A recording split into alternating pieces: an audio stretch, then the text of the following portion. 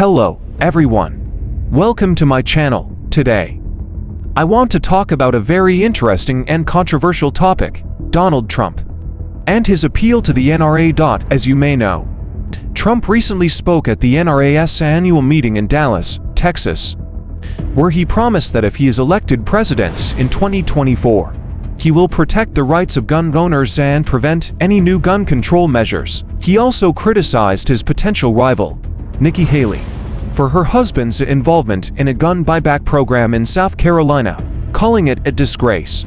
What is the real motive behind Trump's cozy relationship with the NRA? Is he genuinely concerned about the Second Amendment? Or is he just using it as a political tool to rally his base and secure donations? And how does his stance on guns affect his chances of winning the Republican nomination and the general election?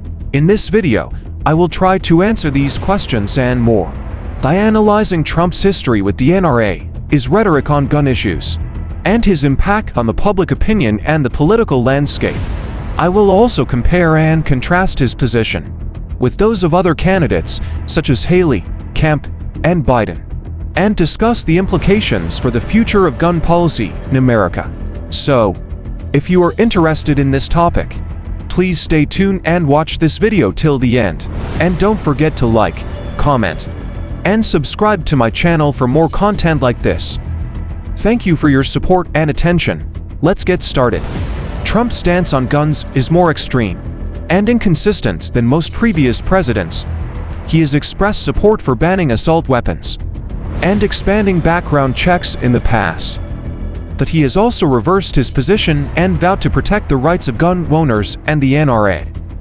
He has also suggested taking guns away from people without due process, which is a violation of the Constitution. Some previous presidents who have favored gun control measures include Bill Clinton, who signed the Brady Handgun Violence Prevention Act and the federal assault weapons ban in 1994, Barack Obama, who issued executive actions to strengthen background checks, ban bump stocks, and fund research on gun violence prevention, Joe Biden, who is currently proposing the most expansive gun reform agenda of any presidential candidate in history, including reinstating the assault weapons ban, expanding background checks, and launching a national gun buyback program.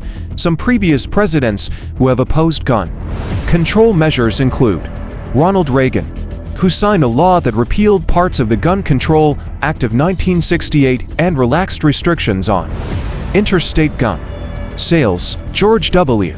Bush, who let the federal assault weapons ban expire in 2004 and supported legislation that shielded gun manufacturers from lawsuits, George H.W. Bush, who initially supported some gun control measures, such as banning imports of assault weapons, but later resigned from the NRA and opposed the Brady Bill. Trump's stance on guns may appeal to some of his core supporters, such as the NRA members and conservative gun owners, who see him as a defender of their rights and freedoms. However, it may also alienate many other voters, especially those who are concerned about the rising gun violence and mass shootings in the country, and who favor stricter gun control measures. According to a recent poll by Pew Research Center, 60% of Americans say gun laws should be more strict, while only 11% say they should be less strict. Trump's position on guns may also hurt his chances of winning over moderate and independent voters, who may prefer candidates who are more willing to compromise and seek bipartisan solutions on this issue. Additionally, Trump's remark about taking guns away from people without due process may undermine his credibility and consistency on gun rights, and expose him to criticism from both sides of the political spectrum. Therefore, Trump's stance on guns may have a mixed effect on his popularity among voters, depending on their views and priorities on this topic.